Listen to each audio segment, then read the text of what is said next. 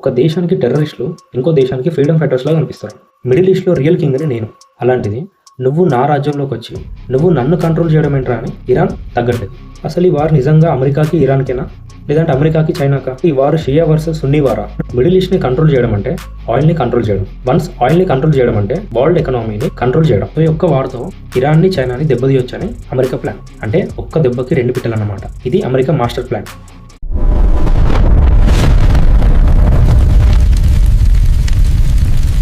World మొత్తం discuss చేసుకునే topic Iran versus Israel and America war. But actually ఇప్పటి వరకు ఎన్ని యూట్యూబ్ ఛానల్స్ చూసినా కూడా అండ్ ఎన్ని మీడియా ఛానల్స్లో కూడా చూసినా కూడా అసలు వార్ ఎందుకు జరుగుతుంది అనే కన్ఫ్యూజన్లో ఇప్పటికీ చాలామంది ఉన్నారు. సో అలా కన్ఫ్యూజన్లో ఉన్న వాళ్ళకి ఈ వీడియోలో అసలు వార్ ఎందుకు జరుగుతుంది, అసలు ఈ వార్ వల్ల అమెరికాకి ఇజ్రాయెల్కి లాభం ఏంటి, లేదా ఇరాన్కి ఏమైనా లాభం ఉందా, అసలు ఈ వార్ నిజంగా అమెరికాకి ఇరాన్కేనా, లేదంటే అమెరికాకి చైనాకా, లేదు ఇంకొందరు అన్నట్టు ఈ వారు షియా వర్సెస్ సున్నీ వారా అనే టాపిక్స్ని ఈ వీడియోలో సింపుల్ లాంగ్వేజ్లో మనందరికి అర్థమయ్యేలాగా స్వీట్ అండ్ షార్ట్గా మన లాంగ్వేజ్లో డిస్కస్ చేసుకుందాం. ఫస్ట్ ఆఫ్ ఆల్, ఈ వార్ షియా వర్సెస్ సున్నీనా అని అడిగితే మై ఆన్సర్ ఇస్ నో. ఎందుకంటే ఈ వారు ఓన్లీ షియా వర్సెస్ సున్నీ వార్ అని చెప్పడం కరెక్ట్ కాదు. బట్ కొన్ని పార్ట్స్లో షియా సున్నీ యాంగిల్ ఉంటుంది. అసలు సున్నీ వర్సెస్ షియా అంటే ఏంటి? ఇస్లాం రిలీజన్లో 2 గ్రూప్స్ ఉంటాయి, ఒకటి షియా అండ్ సున్నీ. సో షియా అనేది మైనారిటీ గ్రూపు అండ్ సున్నీ అనేది మెజారిటీ గ్రూపు. సో ఇక్కడ ఈ వార్ వచ్చేసి మిడిల్ ఈస్ట్లో జరుగుతుంది. సో మిడిల్ ఈస్ట్లో మెయిన్గా ఇరాన్ వచ్చేసి షియా గ్రూపు అండ్ సౌదీ అరేబియా వచ్చేసి సున్నీ గ్రూప్. ఈ వార్ డైరెక్ట్గా షియా వర్సెస్ సున్నీ వారా అంటే నో, కాదు. ఎందుకంటే ఇది మెయిన్గా United states versus Iran issue. So religion direct reason కాదు, కానీ రిలీజియన్ యాంగిల్ ఇండైరెక్ట్గా ఉంది. ఎందుకంటే మిడిల్ ఈస్ట్లో సౌదీ అరేబియా కంట్రీస్ అంటే సున్నీ వాళ్ళు మెజారిటీగా చాలా స్ట్రాంగ్గా ఉన్నారు. బట్ ఇరాన్ కంట్రీస్ అంటే షియా వాళ్ళకి ఉన్న కంట్రీస్ చాలా తక్కువ అయినా కూడా వాళ్ళు చాలా అగ్రెసివ్ అండ్ పవర్ఫుల్గా ఉన్నారు. అలా అగ్రెసివ్గా ఉన్న షియా గ్రూప్స్ అంటే ఇరాన్ కంట్రీస్కి మిడిల్ ఈస్ట్లో ఇన్ఫ్లుయెన్స్ పెరిగితే సున్నీ కంట్రీస్ భయపడతాయి. అందుకే సున్నీ కంట్రీస్ ఇరాన్ని అపోజ్ చేస్తున్నాయి. బట్ క్లారిటీగా చెప్పాలంటే ఇది షియా వర్సెస్ సున్నీ రిలీజన్ వార్ కాదు. ఇది మిడిల్ ఈస్ట్లో పవర్ అండ్ కంట్రోల్ కోసం జరిగే జియో పొలిటికల్ ఇష్యూ. ఇప్పుడు మీ అందరికీ ఒక డౌట్ రావచ్చు, అసలు మిడిల్ ఈస్ట్ అంటే ఏంటి? What is middle east? ఇది చాలా ఇంపార్టెంట్, ఎందుకంటే ఈ వార్ మొత్తం మిడిల్ ఈస్ట్ పైన బేస్ అయింది. సో మీకు మిడిల్ ఈస్ట్ అంటే ఏంటి అనేది క్లారిటీ రావాలంటే వీడియో ఎండ్ వరకు చూడండి, మీకు 100% క్లారిటీ వస్తుంది.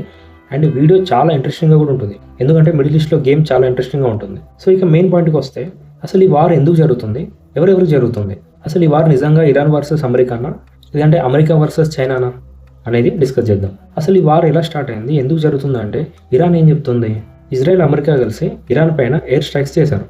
సో ఈ అటాక్స్లో ఇరాన్ సుప్రీం లీడర్ అయిన అలీ ఖమేనీ చనిపోయాడు. దానికి రివెంజ్గా ఇజ్రాయెల్ అమెరికా పైన అటాక్స్ చేస్తున్నామని ఇరాన్ సైడ్ ఒక స్టేట్మెంట్. బట్ అమెరికా వర్షన్ ఏంటి అంటే, అమెరికా ఏం చెప్తుంది, ఫస్ట్ పాయింట్ ఇరాన్ న్యూక్లియర్ వెపన్స్ని డెవలప్ చేస్తుంది అని చెప్తుంది. So in case Iran nuclear weapon develop చేస్తే మిడిల్ ఈస్ట్లో ఉన్న పవర్ బ్యాలెన్స్ మొత్తం చేంజ్ అవుతుంది. అంటే ఇప్పటికే అమెరికాకి మిడిల్ ఈస్ట్లో ఇన్ఫ్లుయెన్స్ అనేది ఉంది, ఒక బ్యాలెన్స్ అనేది ఉంది. సో అది మొత్తం చేంజ్ అవుతుంది ఇరాన్కి న్యూక్లియర్ వెపన్స్ వస్తాయి. సో అది అమెరికా భయం. అండ్ సెకండ్ పాయింట్ ఏంటంటే, మిడిల్ ఈస్ట్లో ఉన్న ఇరాన్ అంటే ఇరాన్ మిడిల్ ఈస్ట్లో ఉంటుంది కదా. సో ఇరాన్ తన ప్రాక్సీ గ్రూప్స్తో ఆల్వేస్ అమెరికా పైన అటాక్స్ చేపిస్తుందని చెప్పి ఎయిర్ స్ట్రైక్స్ చేశామని చెప్పి అమెరికా ఇంకో రీజన్ చెప్తుంది. మీకు డౌట్ రావచ్చు, అసలు ప్రాక్సీ గ్రూప్స్ అంటే ఏంటి? షార్ట్గా చెప్పాలంటే ఇరాన్ కోసం ఫైట్ చేసే గ్రూప్స్. అవి ఏంటంటే పాలస్తీన్లో హమాస్, లెబనాన్లో హెజ్బుల్లా అండ్ యెమెన్లో హౌతీస్. ఈ ప్రాక్సీ గ్రూప్స్ అనేవి ఒక టెర్రరిస్ట్ గ్రూప్స్. సో ఈ టెర్రరిస్ట్ గ్రూప్స్తో ఇరాన్ ఎప్పటికీ ఏదో ఒక అటాక్స్ చేపిస్తున్న కంట్రీస్ పైన మాకు ఏదో ఒక డిస్టర్బెన్స్ క్రియేట్ చేస్తుందని చెప్పి అమెరికా సైడ్ ఒక స్టేట్మెంట్ అమెరికా చెప్తుంది. బట్ ఇరాన్ పాయింట్ ఆఫ్ వ్యూలో ఏంటి, ఇరాన్ ఏమంటుందంటే వాళ్ళు టెర్రరిస్టులు కాదు, వాళ్ళు మాకు సపోర్ట్ చేసే గ్రూప్స్ అని ఇరాన్ చెప్తుంది. బట్ యాక్చువల్లీ పాయింట్ ఏంటంటే, ఒక దేశానికి టెర్రరిస్టులు ఇంకో దేశానికి ఫ్రీడమ్ ఫైటర్స్ లాగా కనిపిస్తారు. సో వార్ జరగడానికి ఇవి యాక్చువల్ రీజన్స్ అని ఇరాన్ అండ్ అమెరికా చెప్తున్న రీజన్స్. ఓకే, ఇద్దరు సైడ్ నుంచి చూస్తే రీజన్స్ బాగానే ఉన్నాయి, ఇవన్నీ నిజాలే. బట్ ఇవన్నీ కాయిన్కి వన్ సైడ్ మాత్రమే. కాయిన్కి అనదర్ సైడ్ ఉన్న రీజన్ ఏంటి, ఈ వార్ నిజంగా అమెరికాకి ఇరాన్కేనా, లేదంటే అమెరికాకి చైనాకా అనేది వీడియోలో క్లారిటీగా తెలుసుకుందాం. ఇది మనకు క్లారిటీ రావాలంటే ఫస్ట్ మనం మిడిల్ ఈస్ట్ అంటే ఏంటి అనేది తెలుసుకుందాం. ఎందుకంటే యాక్చువల్ గేమ్ ఇక్కడే ఉంది, ఇక్కడే జరుగుతుంది. ఇక మెయిన్ పాయింట్కి వస్తే మిడిల్ ఈస్ట్ అంటే ఏంటి, అది ఇక్కడ ఉంది. సింపుల్గా చెప్పాలంటే ఏషియా, యూరప్, ఆఫ్రికా కాంటినెంట్స్ మధ్యలో ఉన్న ప్రాంతాన్ని మిడిల్ ఈస్ట్ అంటారు. ఇది ఒక దేశం కాదు, చాలా కంట్రీస్ కలిసిన ప్రాంతం ఇది. ఈ మిడిల్ ఈస్ట్లో ఉన్న ఇంపార్టెంట్ కంట్రీస్ ఏంటి అంటే Saudi Arabia, Iran, Iraq, Israel, UAE and Qatar. Second reason location వైజ్గా ఈ మిడిల్ ఈస్ట్ చాలా ఇంపార్టెంట్. ఎందుకంటే ఈ మిడిల్ ఈస్ట్ 3 కాంటినెంట్స్ మధ్యలో ఉంది. అంటే ఏషియా, ఆఫ్రికా, యూరోప్. ఈ 3 కాంటినెంట్స్ మధ్యలో ఈ మిడిల్ ఈస్ట్ అనేది ఉంది. సో అందుకే ఇది అంత ఇంపార్టెంట్. ట్రేడ్ రూట్స్కి ఇది చాలా important and key place. Trade రూట్స్కి కీ ప్లేస్ అంటే ఎలా అంటే, ఫస్ట్ ఏషియా తీసుకోండి. ఏషియాలో అరౌండ్గా 49 కంట్రీస్ ఉన్నాయి, like India, Japan, China. And Europe తీసుకోండి. యూరోప్లో అరౌండ్గా 45 కంట్రీస్ ఉన్నాయి, జర్మనీ, ఫ్రాన్స్, యూకే అలా. అండ్ ఫైనల్గా ఆఫ్రికా వచ్చేసి, ఆఫ్రికాలో అరౌండ్గా 54 కంట్రీస్ ఉన్నాయి, నైజీరియా, సౌత్ ఆఫ్రికా, కెన్యా అలా. సో ఈ మిడిల్ ఈస్ట్లో ఉన్న ఈ 3 కాంటినెంట్స్లో ఇన్ని కంట్రీస్ ఉన్నాయి కదా. సో ఇన్ని కంట్రీస్కి ఎక్స్పోర్ట్ అండ్ ఇంపోర్ట్ అవ్వాలంటే మెయిన్ జంక్షన్ పాయింట్ ఈ మిడిల్ ఈస్టే. సో ఆ గూడ్స్ అంటే ఏంటి, లైక్ క్లాత్స్ కానీ, మెషిన్స్ కానీ, ఎలక్ట్రానిక్ గూడ్స్ కానీ. సో ఇవన్నీ ఎక్స్పోర్ట్ అండ్ ఇంపోర్ట్ అవ్వాలంటే మెయిన్ జంక్షన్ పాయింట్ ఈ మిడిల్ ఈస్టే. అండ్ ఇందులో ఆయిల్ వచ్చేసి వెరీ క్రూషియల్ ప్లే చేస్తుంది. ఎందుకంటే ఈ ఆయిల్ మిడిల్ ఈస్ట్లో హార్ట్ లాంటిది. వన్ లైన్లో చెప్పాలంటే మిడిల్ ఈస్ట్ని కంట్రోల్ చేయడం అంటే ఆయిల్ని కంట్రోల్ చేయడం. వన్స్ ఆయిల్ని కంట్రోల్ చేయడం అంటే వరల్డ్ ఎకనామీని కంట్రోల్ చేయడం. గ్లోబల్ ఎకనామీ కూడా ఈ మిడిల్ ఈస్ట్ పైనే డిపెండ్ అయి ఉంది. ఈ మిడిల్ ఈస్ట్ని ఎవరైతే కంట్రోల్ చేస్తే ఎకనామిక్ అండ్ పొలిటికల్ పవర్ వాళ్ళదే. ఇప్పుడు మీ అందరికీ డౌట్ రావచ్చు, ఈ మిడిల్ ఈస్ట్లో ఉన్న ఆయిల్ని ఎవరైతే కంట్రోల్ చేస్తే వాళ్ళే రిచ్, వాళ్ళదే పవర్ అయినప్పుడు ఇరాన్ మిడిల్ ఈస్ట్లో ఉంది కదా. So Iran powerful and rich country అవ్వచ్చు కదా. ఎస్ అవ్వచ్చు, బట్ అదంత ఈజీ కాదు. అవును, ఇరాన్ రిచ్ రీసోర్సెస్ ఉన్న కంట్రీనే. హ్యూజ్ ఆయిల్ రిజర్వ్స్ ఉన్నాయి, ఆల్సో న్యాచురల్ గ్యాస్ రిజర్వ్స్ ఉన్నాయి, అండ్ అలాగే హ్యూజ్ మినరల్స్ ఉన్న కంట్రీ కూడా ఇరానే. అండ్ వరల్డ్లో టాప్ ఆయిల్ ఉన్న కంట్రీస్లో ఇరాన్ ఒకటి. బట్ ఇన్ని ఉన్నా కూడా ఇరాన్ ఒక పూర్ కంట్రీ. అదేంటి అంటే అసలు ప్రాబ్లం ఇక్కడే ఉంది. యాక్చువల్లీ ఇరాన్ పూర్ కంట్రీ కాదు, బట్ పూర్ కంట్రీలా చేసింది అమెరికా. ఎలా అంటే అమెరికా వేసే శాంక్షన్స్, అమెరికా ఇరాన్ పైన వేసే శాంక్షన్స్ అంటే ఆయిల్ని సేల్ చేయకుండా శాంక్షన్స్ వేసి రెస్ట్రిక్ట్ చేస్తుంది. ఈ శాంక్షన్స్ వల్ల ఇరాన్లో ఇన్ఫ్లేషన్ చాలా హైలో ఉంది. ఫర్ ఎగ్జాంపుల్, మనకి 50 రూపీస్కి దొరికే రైస్ ఇరాన్లో 100 రూపీస్కి దొరుకుతుంది. అంటే ఈ శాంక్షన్స్ వల్ల సప్లై అనేది తక్కువ అవుతుంది, దానివల్ల డిమాండ్ అనేది ఎక్కువ అవుతుంది. అప్పుడు కాస్ట్ పెరుగుతుంది. కాస్ట్ పెరగడం వల్ల డబ్బు వాల్యూ పడిపోతుంది, డబ్బు వాల్యూ తగ్గుతుంది. ఎగ్జాక్ట్గా అమెరికా ఇరాన్ని చేసే టార్చర్ ఇదే కొన్ని ఇయర్స్ నుంచి. అందుకే ఇరాన్లో ఇప్పటికీ పావర్టీ ఎక్కువ ఉంటుంది. పైగా ఇరాన్లో కాన్ఫ్లిక్ట్స్ ఎక్కువ. వార్ టెన్షన్స్ వల్ల డెవలప్మెంట్ అనేది చాలా స్లోగా ఉంటుంది ఇరాన్లో. మీరు అనుకోవచ్చు, అసలు ఎందుకు ఇదంతా అమెరికా చేయాలి అంటే ఇన్ఫ్లుయెన్స్ కోసం. ఆల్రెడీ చెప్పాను కదా, మిడిల్ ఈస్ట్ని ఎవరైతే కంట్రోల్ చేస్తారో వరల్డ్ ఎకనామీ వాళ్ళ కంట్రోల్లో ఉంటుంది. వన్స్ కంట్రోల్లో ఉంటే ఆటోమేటిక్గా ఇన్ఫ్లుయెన్స్ అనేది పెరుగుతుంది. సో ఇన్ఫ్లుయెన్స్ పెరగడం వల్ల బెనిఫిట్స్ ఏంటి? ఫస్ట్ ఇన్ఫ్లుయెన్స్ అంటే ఏంటి అంటే, ఒక దేశం మరో దేశాన్ని డైరెక్ట్గా రూల్ చేయకుండా తన మాటే వినేలాగా చేయడం, దాన్నే ఇన్ఫ్లుయెన్స్ అంటారు.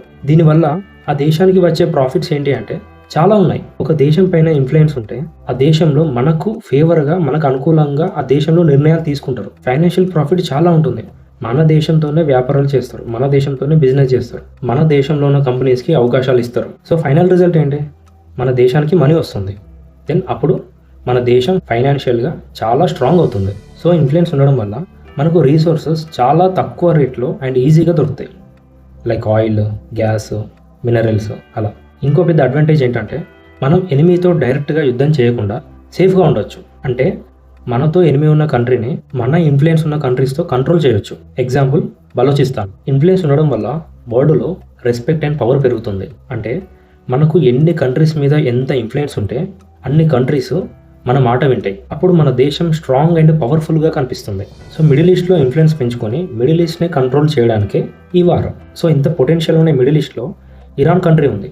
సో ఇరాన్ కంట్రీ ఒకవేళ న్యూక్లియర్ వెపన్స్ డెవలప్ చేస్తే అమెరికాకి ఆల్రెడీ ఇన్ఫ్లుయెన్స్ అనేది మిడిల్ ఈస్ట్లో కొంతవరకు ఉంది. సో ఇప్పుడు ఆ ఇన్ఫ్లుయెన్స్ కూడా పోతుంది. పైగా అమెరికాకి, ఇజ్రాయెల్కి థ్రెట్ ఉంటుంది ఈ న్యూక్లియర్ వెపన్స్ వల్ల. అది అమెరికా బాధ. పైగా ఇరాన్ చాలా అగ్రెసివ్. ఇప్పటికే తన ప్రాక్సీ గ్రూప్స్తో ఇజ్రాయెల్ అండ్ అమెరికా పైన అటాక్స్ చేపిస్తూ నిద్ర లేకుండా చేస్తుంది. ఇక న్యూక్లియర్ వెపన్ కనుక డెవలప్ అయితే మిడిల్ ఈస్ట్లో తన ఇన్ఫ్లుయెన్స్ ఉండదని అమెరికా భయం. అందుకే అమెరికా మిడిల్ ఈస్ట్ని తన కంట్రోల్లోకి తెచ్చుకోవడానికే ఇరాన్తో వార్ చేస్తుంది. But Iran point of view ఏంటి? మిడిల్ ఈస్ట్లో రియల్ కింగ్ని నేను, అలాంటిది నువ్వు నా రాజ్యంలోకి వచ్చి నువ్వు నన్ను కంట్రోల్ చేయడం ఏంట్రా అని ఇరాన్ తగ్గట్లేదు. సో ఇది అమెరికా అండ్ ఇరాన్ మధ్యలో జరిగే వార్. సో ఇక్కడ అమెరికా అండ్ ఇరాన్ ఒకరికొకరు తగ్గకుండా వార్ చేసుకుంటున్నారు, అంతా బాగానే ఉంది. బట్ అసలు ట్విస్ట్ అండ్ ఎండింగ్ ట్విస్ట్ ఇక్కడే ఉంది. చాలా ఇంట్రెస్టింగ్గా ఉంటుంది. ట్విస్ట్ ఏంటంటే, మనందరికి తెలిసింది ఏంటి? అమెరికా ఇరాన్తో మాత్రమే వార్ చేస్తుంది. అది మనందరికీ డైరెక్ట్గా కనిపిస్తుంది. బట్ యాక్చువల్లీ మనకు కనబడనేది ఏంటంటే, అమెరికా ఇండైరెక్ట్గా చైనాతో కూడా వార్ చేస్తుంది. ఎందుకంటే ఈ వార్లో చైనా రోల్ ఏంటి? చైనా ఇరాన్ ఆయిల్కి బిగ్గెస్ట్ బయర్. ఇరాన్లో 90% ఆయిల్ చైనాకి ఎక్స్పోర్ట్ అవుతుంది. అంటే ఇరాన్ సర్వే అవ్వడానికి చైనా చాలా ఇంపార్టెంట్. అలాగే చైనాకి మిడిల్ ఈస్ట్లో ఆయిల్ చాలా ఇంపార్టెంట్. ఈ వార్ వల్ల strait of Hormuz route block అవుతే చైనా ఎకానమీ చాలా ఎఫెక్ట్ అవుతుంది. స్ట్రైట్ ఆఫ్ హార్మోజ్ అంటే వరల్డ్లో ఆయిల్ని ఎక్స్పోర్ట్ అండ్ ఇంపోర్ట్ చేయడానికి మెయిన్ గేట్. సో ఈ స్ట్రైట్ ఆఫ్ హార్మోజ్ బ్లాక్ అవుతే చైనాకి ఆయిల్ సప్లై బ్లాక్ అవుతుంది. సో దానితో చైనా ఎకానమీ చాలా దారుణంగా ఎఫెక్ట్ అవుతుంది. సో అదే అమెరికా ప్లాన్. దీనివల్ల చైనా ఎంత ఎఫెక్ట్ అవుతుందంటే ఫ్యూయల్ ప్రోడక్ట్స్ క్లోజ్ అవుతాయి. లైక్ పెట్రోల్, డీజిల్, జెట్స్కి, షిప్స్కి ఫ్యూల్ ఉండదు. అండ్ మెయిన్గా ట్రాన్స్పోర్ట్ అండ్ మిలిటరీకి బేస్ ఈ ఫ్యూయలే. Second point, electronics and plastic industry close అవుతుంది. చైనా వరల్డ్లో one of the biggest plastic producer. ఇంకా చెప్పాలంటే మన మొబైల్ కవర్ కూడా ఆయిల్ నుంచే తయారవుతుంది తెలుసా. ఇంకా కెమికల్స్ అండ్ పెట్రోకెమికల్స్ ఇండస్ట్రీ కూడా క్లోజ్ అవుతుంది ఈ చైనాకి ఆయిల్ సప్లై ఆగిపోతే. అలాగే క్లాత్స్ ఇండస్ట్రీ క్లోజ్ అవుతుంది. అండ్ ఆటోమొబైల్స్ ఇండస్ట్రీ కూడా క్లోజ్ అవుతుంది. మిలిటరీ ఎక్విప్మెంట్స్ ఇండస్ట్రీ క్లోజ్ అవుతుంది. అండ్ అలాగే కన్స్ట్రక్షన్ మెటీరియల్ ఇండస్ట్రీ కూడా క్లోజ్ అవుతుంది. చైనాలో పెట్రోల్ ఒకటే కాదు, ప్లాస్టిక్ నుంచి ఫోన్ వరకు చైనా ఇండస్ట్రీ మొత్తం ఆయిల్ పైన డిపెండ్ అయి ఉంది. సో ఈ వార్ వల్ల చైనాని కూడా డైరెక్ట్గా చైనాతో వార్ చేయకుండా చైనాని దెబ్బతీయొచ్చని అమెరికా ప్లాన్. ఎందుకంటే చైనాకి కూడా మిడిల్ ఈస్ట్లో ఇన్ఫ్లుయెన్స్ ఇప్పుడిప్పుడే కొంచెం పెరుగుతుంది. సో అది అమెరికాకి నచ్చట్లేదు. పైగా చైనా, అమెరికా ఇద్దరు వరల్డ్లో నెంబర్ 1 అవ్వాలని చాలా ట్రై చేస్తున్నారు. అది పవర్లో అయినా, ఎకనామీలో అయినా, టెక్నాలజీలో అయినా ఇద్దరి మధ్య ఇన్ఫ్లుయెన్స్ కాంపిటీషన్ అనేది చాలా హైలో ఉంది. సో ఈ ఒక్క వార్తో ఇరాన్ని, చైనాని దెబ్బతీయొచ్చని అమెరికా ప్లాన్. అంటే ఒక్క దెబ్బకి 2 పిట్టలన్నమాట. ఇది అమెరికా మాస్టర్ ప్లాన్. ఇక్కడ ప్రాబ్లం ఏంటంటే అంత బాగానే ఉంది. ఇరాన్, ఇజ్రాయెల్, అమెరికా వార్ చేసుకుంటున్నాయి. అమెరికా చైనాని ఇండైరెక్ట్గా దెబ్బతీస్తుంది. అంత బాగానే ఉంది. బట్ ఫైనల్లీ ఎఫెక్ట్ అయ్యేది ఎవరు? America already rich country. In case ఒకవేళ ఈ వార్లో ఓడిపోయినా కూడా అమెరికా ఈజీగా సర్వే అవ్వచ్చు, సర్వే అవుతుంది కూడా. నెక్స్ట్ చైనా విషయానికి వస్తే చైనా రష్యా దగ్గర ఆయిల్ ఇంపోర్ట్ చేసుకొని చైనా కూడా ఈజీగా సర్వే అవ్వచ్చు. ఎందుకంటే చైనా కూడా ఆల్రెడీ రిచ్ కంట్రీనే. బట్ ఇరాన్ పరిస్థితి ఏంటి? ఎకనామీ ఆల్రెడీ వీక్గా ఉంది. ఈ వార్ వల్ల జీడిపి ఇంకా 10% పడిపోవచ్చు. And Iran main source oil exports disturb అవుతాయి కాదు, ఆల్రెడీ డిస్టర్బ్ అయిపోయాయి. మరి ఇరాన్ ఈ వార్ చేయకుండా ఉంటే బాగుండా అంటే నో. ఎందుకంటే ఈ వార్ ఇరాన్ జస్ట్ సర్వైవల్ కోసం చేస్తుంది. అంటే ఇరాన్కి వేరే ఆప్షన్ లేదు. సర్వైవ్ అవ్వాలంటే వార్ చేయాల్సిందే. But America control and power కోసం వార్ చేస్తుంది. సో ఇక్కడ ఆకలి ఎక్కువ ఇరాన్కు ఉంది. అందుకే అంత అగ్రెసివ్గా వార్ చేస్తుంది. ఎందుకంటే సర్వైవ్ అవ్వాలి, ఎందుకంటే వేరే ఆప్షన్ లేదు, తప్పదు. బట్ ఇప్పుడు ఇరాన్ కంట్రీస్లో ఉన్న శాంక్షన్స్ అండ్ పావర్టీ వల్ల, ఇన్ఫ్లేషన్ వల్ల ఇరాన్ సర్వైవల్ కోసం వార్ చేసినా సర్వైవ్ అవ్వడం కష్టమే. అలా అని వార్ చేయకుండా సర్వైవ్ అవ్వడం కష్టమే. So finally 100% damage ఇరాన్కే.